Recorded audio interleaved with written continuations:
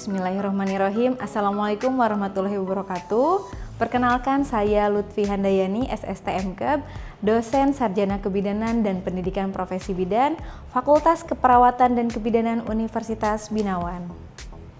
Video ini merupakan rekaman pelaksanaan pembelajaran untuk pernyataan diri dosen dalam unjuk kerja Tridharma Perguruan Tinggi atau PDD UKT-PT dalam rangka sertifikasi dosen tahun 2026. Pada pertemuan kali ini saya akan memberikan mata kuliah Inovasi Teknologi Tepat Guna dalam Pelayanan Kebidanan.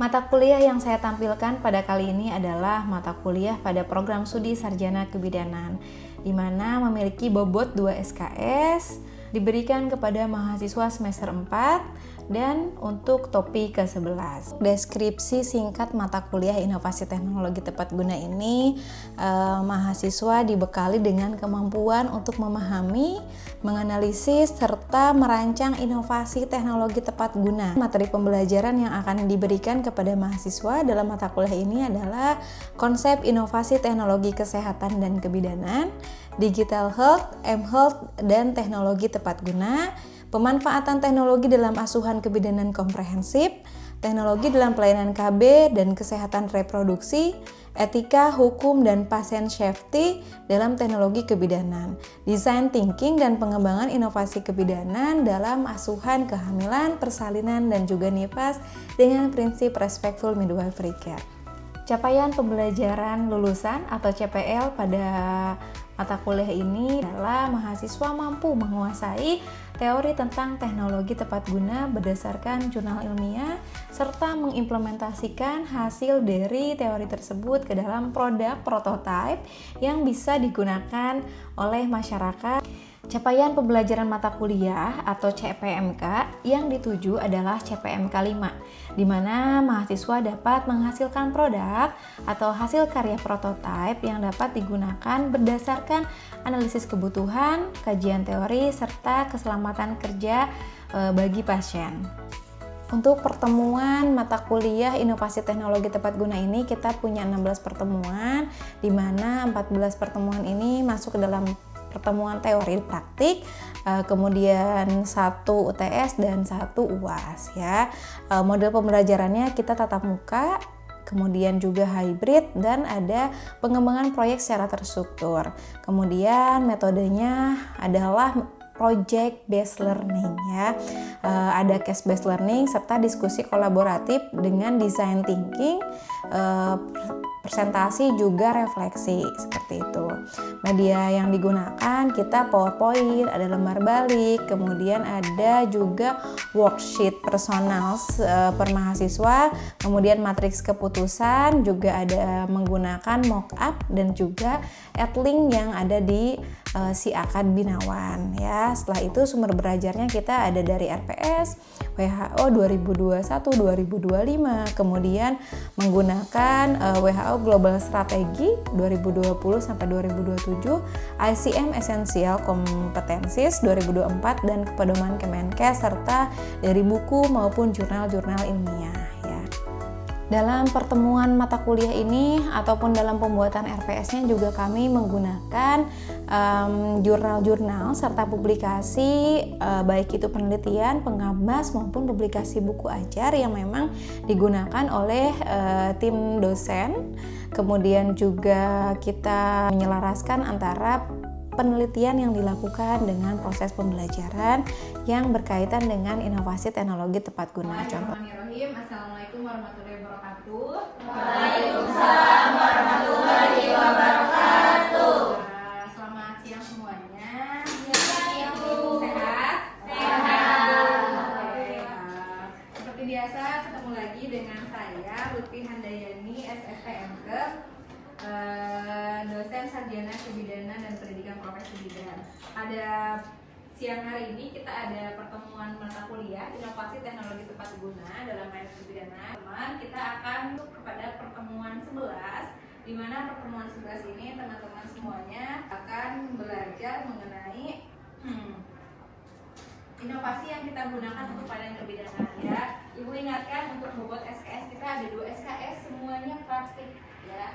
Praktik di kampus, kemudian juga dengan kode mata kuliah BID 21 V2317 semester 4, di mana teman-teman ini prasyarat untuk masuk ke mata kuliah ini. Jadi sudah semuanya untuk ke mata kuliah pengantar praktik kebidanan atau pengantar praktik RMC ya. Itu ada di semester 1 ya, 1. Oke. Kemudian apa saja CPL ini? Capaian pembelajaran lulusan. Jadi setelah menempuh kuliah ini teman-teman diharap bisa untuk mengaplikasikan strategi pengambilan keputusan berbasis ilmu pengetahuan dan teknologi secara logis, kritis, sistematis, etis, akuntabel, bertanggung jawab, dan berbasis bukti. Jadi nanti pada saat buat project itu, jadi teman-teman mengkaji teori, dianalisis, setelah dianalisis, implementasikan ke dalam produk yang teman-teman akan buat. Ya, jadi ada jurnalnya yang dipakai. Setelah itu ada juga CPMK atau capaian pembelajaran mata kuliah, itu CPMK 5. Ya, CPMK 5 ini mahasiswa mampu merancang karya inovatif berupa prototipe. Ya, prototipe itu bentuknya nanti ada laporan, betul, terus ada PowerPoint, juga ada produk yang menghasilkan. Ini juga ada sub CPMK mata kuliah ini adalah sub CPMK 11 ya. Sesuai dengan FPS yang Ibu sudah bagikan kepada teman-teman semuanya, sub CPMK 11 ini mengacu pada mahasiswa mampu merumuskan ide ya dan menyusun rancangan proyek inovasi teknologi kebidanan berdasarkan hasil analisis masalah. Kita masuk ke topik 11 ya. Di pertemuan sebelumnya Ibu sudah diskusi ya, Zam-Zam, siapa Nisa ya, bahwasanya pertemuan hari ini kita akan membahas hasil untuk output prototype itu ya.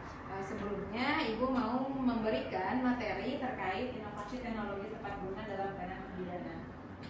Berikut adalah contoh penggunaan untuk inovasi teknologi tepat guna. Terlihat semuanya?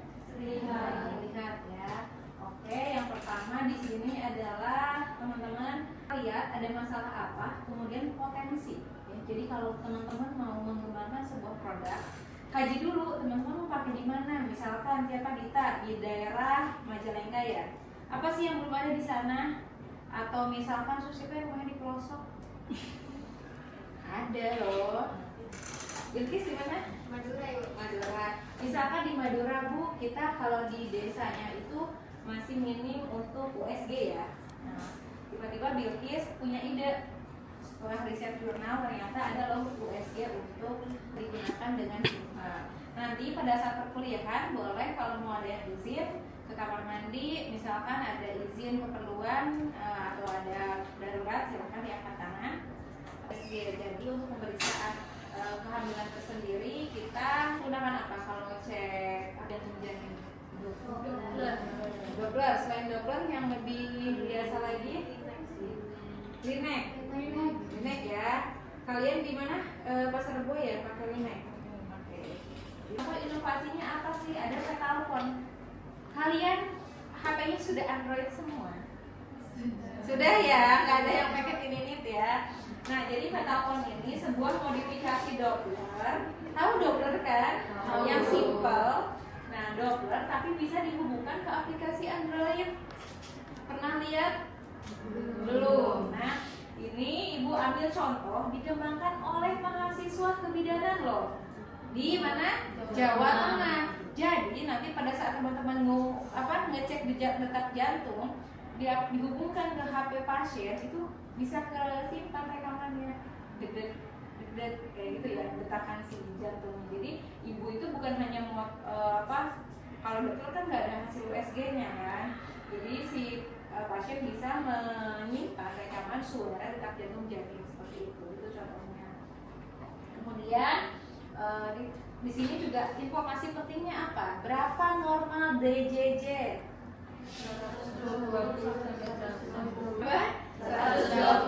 sampai 160. Oke, betul. Ketika misalkan kurang dari atau lebih dari angka yang tadi adalah artinya ada gawat janin ya, seperti itu. Kemudian kita lihat lagi di sini masalah yang kedua pada saat persalinan. Biasanya sudah ada kasus persalinan berapa banyak pas di puskesmas? 15 ada. Kenza kehamilan ya kemarin, mungkin juga ada ya kehamilan yang persalinan. Jadi teman-teman, biasanya ibu-ibu yang bersalin itu kan dia merasakan nyeri dahsyat ya, mules luar biasa. Di sini ada sebuah inovasi namanya Bird Relax Gel. Jadi sabuk untuk relaksasi. Kalau ibu lihat di sini ada contoh.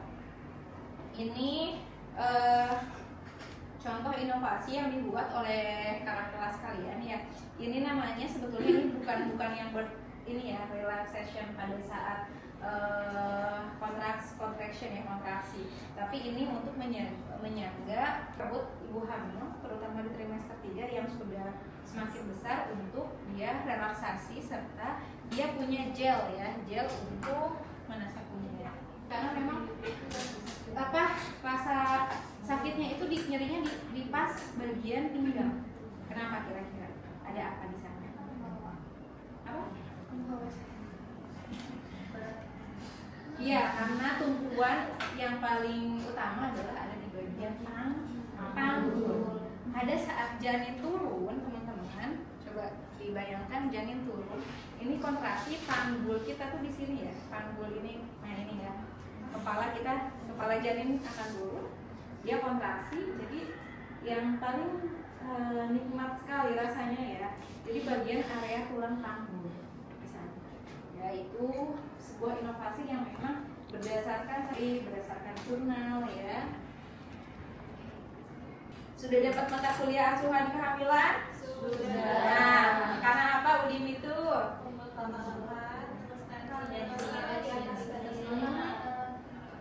Pembengkakan yang terjadi di ekstremitas atas dan ekstremitas bawah. Kalau atas apa? Bawah? Kaki. Sudah dapat mata kuliah anatomi fisiologi? Sudah. Apa ekstremitas? Coba siapa? Tasya. Ekstremitas atas terdiri apa saja? Sampai tangan. Ya. Kalau ekstremitas bawah? Kaki sampai ke paha. Lutut sampai ke bawah ya. Kita pasuk tuka. Jadi pada bagian tangan ini dia udim. Udim itu bengkak ya.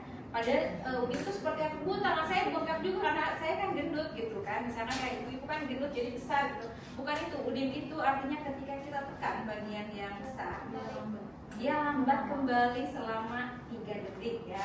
3 sampai 5 detik ya. Jadi kita tekan, coba ditekan, biasanya penumpukan protein urin ditandai dengan tensi yang tadi apa? Tinggi. Tensi normal berapa? 120. Ya, ada sistolik dan diastolik.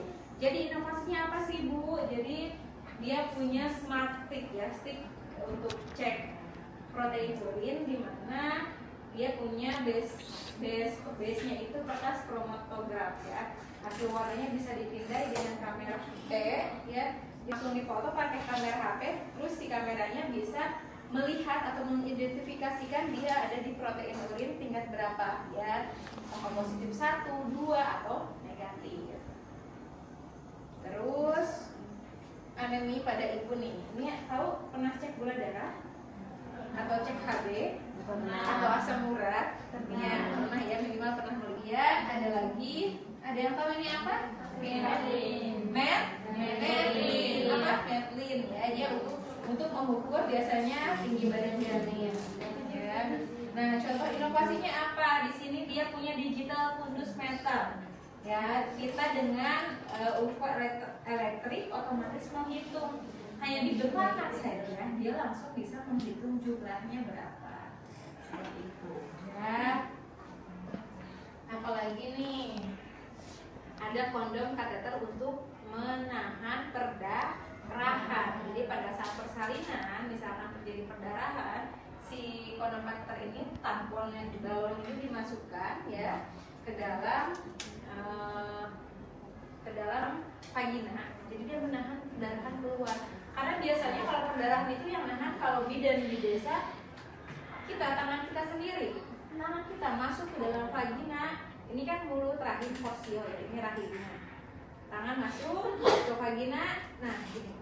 Sepanjang perjalanan rujukan dari bidan sampai dengan ke rumah sakit. Kebayang nggak tangannya sakit, pegel? Ibunya juga sakit, ya. Ya. Tangan harus masuk ke dalam vagina. Itu kondisi darurat yang masih banyak terjadi. Oke. Nah, kemudian boleh sekarang Ibu kasih waktu beri sebentar. Ibu kasih bentuk kelompok dulu. Boleh. Nanti ada kelompok 1 dan kelompok 2. Silakan agak-agak renggang. Nanti kelompok 1 Zam-Zam, kelompok 2 Nisa. Bisa ya dari tengah-tengah. Oke. Sebelumnya Ibu akan absen terlebih dahulu sebelum teman-teman diskusi ke dalam 2 kelompok. Nah, Ibu akan absen digital melalui Adlink. Ini presensi yang kita lakukan di dalam Adlink ya. Jadi semuanya memang sudah menggunakan digital dan sudah masuk semuanya ke dalam Adlink. Setelah ini tadi kita sudah bagi ke dalam 2 kelompok untuk kelas saat ini. Jadi ada kelompok 1 dan kelompok 2 ya. Mau kelompok 1 dulu, kelompok 2 dulu. Silahkan dilihat di sini sudah ada upload juga. Oke, silakan Nisa dan kelompoknya maju 1 orang, 1 Nisa nyampein, 1 lagi untuk bantu ini ya, pindah-pindah monitornya. Kita silakan. Oke, kita semuanya perhatikan ya. Waalaikumsalam warahmatullahi wabarakatuh. Selamat siang. Di sini kita akan mempresentasikan hasil diskusi kami, yaitu kita membuat produk yang namanya Symphony panggilannya atau simulasi perineum inovatif. Bagaimana kita membuat ini? Kita buat ini tuh juga karena sebagai media latihan yang sederhana, praktis dan pastinya juga terjangkau harganya. Tujuannya itu adalah mengembangkan inovasi teknologi tepat guna berupa simulator pendidikan perineum yang terjangkau bagi mahasiswa kebidanan secara luas. Nah, tujuan khususnya itu untuk menciptakan aplikasi material dari kain yang diisi dengan terus untuk menghasilkan tekstur yang ketahanan jamin yang elastis. Penjual pustakaan itu dari anatomi perineumnya. Area apakah antara vulva dan anus yang tersusun atas epidermis, subkutan dan skupular atau panggung bawah. Penjualan perineumnya itu tindakan krusial menyatukan kembali jaringan yang robek atau ruptur demi hemostatis dan pemulihan anatomis fisiologi perineum. Untuk harga jual produknya ini kita jual sekitar 75.000 dan kita tuh punya keuntungan sekitar 17%. Ini untuk pangkal proses pembuatan dari sini.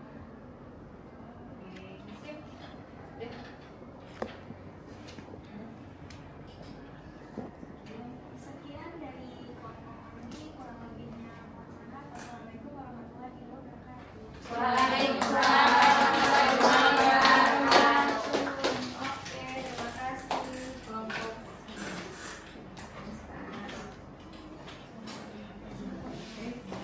Oke, selanjutnya kelompok 1 silahkan Zam-Zam. Ada Ayu, silahkan maju ke depan. Assalamualaikum warahmatullahi wabarakatuh. Waalaikumsalam warahmatullahi wabarakatuh. Selamat siang teman-teman. Di sini kami akan mempresentasikan hasil tugas kami, yaitu inovasi APJI. Apa itu APJI? APJI adalah apron pijat oksitosin. Untuk latar belakangnya, banyak imunitas cemas karena merasa produksi ASI sedikit atau lambat keluar pada hari pertama pasca persalinan. Nah, pengeluaran ASI ini diatur oleh hormon oksitosin yang diproduksi saat ibu merasa tenang, stres dan cemas justru menghambat hormon ini. Dan juga seringkali terdapat kendala saat pijat oksitosin di rumah yang dialami mayoritas suami terhadap lupa koordinat anatomi yang berisi 2 cm kanan kiri tulang belakang dan rapuh arah pijatan yang benar. Padahal sudah diajarkan oleh bidan atau tenaga kesehatan pada saat konseling, sehingga dengan adanya kendala tersebut kami mencari solusi inovasi di mana perlu adanya media pemandu visual yang berbentuk apron untuk memandu suami atau keluarga untuk memijat secara mandiri di rumah dengan akurat. Inovasi APJI sendiri itu bagi imunitas mempercepat pengeluaran ASI, mengurangi stres, meningkatkan kenyamanan dan mencegah pembentukan ASI. Bagi bidan tersendiri menyediakan sebagai alat peraga edukasi laktasi yang murah, efektif, dan mudah diterapkan di puskesmas maupun praktik mandiri bidan. Nah, bagi suami atau keluarga di rumah, itu dapat meningkatkan percaya diri, memicu keterlibatan aktif, menghilangkan risiko lupa gerakan pijat, dan memperkuat hubungan emosional. Dibacakan gimana cara kerjanya? Kamu punya buku panduan berarti ya? Ya. Didudukan di tempat yang nyaman, taruh bantal atau penyangga di bagian perut ibu. Oke. Simulasikan itulah bantal yang digunakan. Contoh ini adalah bantal ya. Ya. Ditaruh di bagian perut ibu untuk memastikan ibunya tetap aman. Setelah ibunya aman, pasangkan apronnya kepada ibu. Setelah dipasang, kencangkan Oke, kencangkan ya. tekan di kiri dan kanannya. Oke. Tahap 3 intervensi ya. Coba kita lihat mana intervensinya. Selanjutnya dilakukan intervensi itu dengan cara memijit bagian punggung ibu dengan menggunakan jempol aja ya, 4 jarinya itu dilipat, jadi jangan digunakan jempol aja. Iya. Untuk posisinya seperti ini ya. Ini ya. Dan cara pijatnya itu seperti ini, mengikuti arahan gambar ya. Pijatnya keluar pelan-pelan aja, kayak gini, seterusnya sampai ke bawah. Jangan lupa untuk tanya ibunya apakah nyaman, apakah tidak sakit. Selanjutnya lagi ke atas.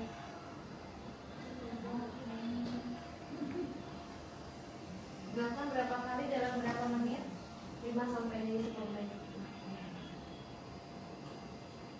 Boleh ibu coba? Boleh. Gini ya, Iya. Kamu berasa nggak ini pijatnya? Sip. Boleh lanjut, silakan. Keunggulannya apa sih? Keunggulannya di sini ada akurasi tinggi, tetapi selalu memastikan suami memijat tepat pada jalur saraf dermatomal segmen torakal 1-5 untuk memicu refleks laktasi. Nah, selanjutnya ada universal size, one size atau fit all, dilengkapi tali pengatur sehingga satu alat bisa dipakai bergantian oleh semua pasien dalam kasus yang berbeda. Ketiga, meningkatkan peran suami menghilangkan rasa takut atau ragu saat memijat sehingga suami percaya diri menjadi laktasi di rumah. Keempat, ada hasil riset terkait mempercepat pengeluaran ASI rata-rata 12,4 jam, meningkatkan volume ASI hingga 45-60% dan menurunkan resiko bendungan payudara sebesar 40%. Oke, tepuk tangan. Boleh, ada pertanyaan untuk kelompok apron pijat oksitosin. Silakan kelompoknya sendiri juga boleh kalau mau mungkin ada yang ini.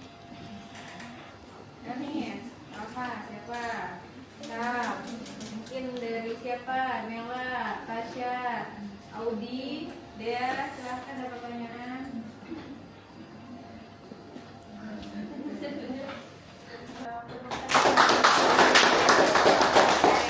kasih. Silakan duduk untuk Zam-Zam dan Ayu dan kelompok 1.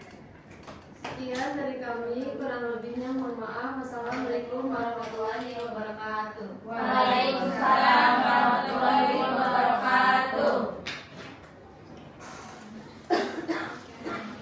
Alhamdulillah, materi dari Ibu sudah selesai disampaikan. Dari kelompok juga sudah bagus ya, inovasi yang dibuat di pertemuan 11 ini luar biasa ya. Harapannya memang kalau inovasi itu nanti nggak ada uas tulis, tapi project ya, project ini dipromosikan ke kakak kelas, ke adik kelas, sampai dengan ada outputnya itu bisa kejual ya, seperti itu kan. Untuk memproduksi nanti kalian juga sudah ada RAB kan tadi ya. Kita refleksi dulu kira-kira sih, silahkan menjawab apa satu hal yang berubah dalam cara teman-teman memilih teknologi setelah pelajaran ini. Pembelajaran tadi ya. Mungkin kalau saya pribadi harus lebih mendalami lagi gitu bagaimana sih teknologi inovasi jadi kayak lebih mendalami, saya harus mencari riset yang bagaimana gitu kan, terus juga jurnal-jurnal yang terbaik apa yang harus saya cantumkan di inovasi saya sendiri. Mungkin itu sih dari Oke, sip. Terima kasih Rita. Tepuk tangan untuk kita semua. Kata, wassalamualaikum warahmatullahi wabarakatuh.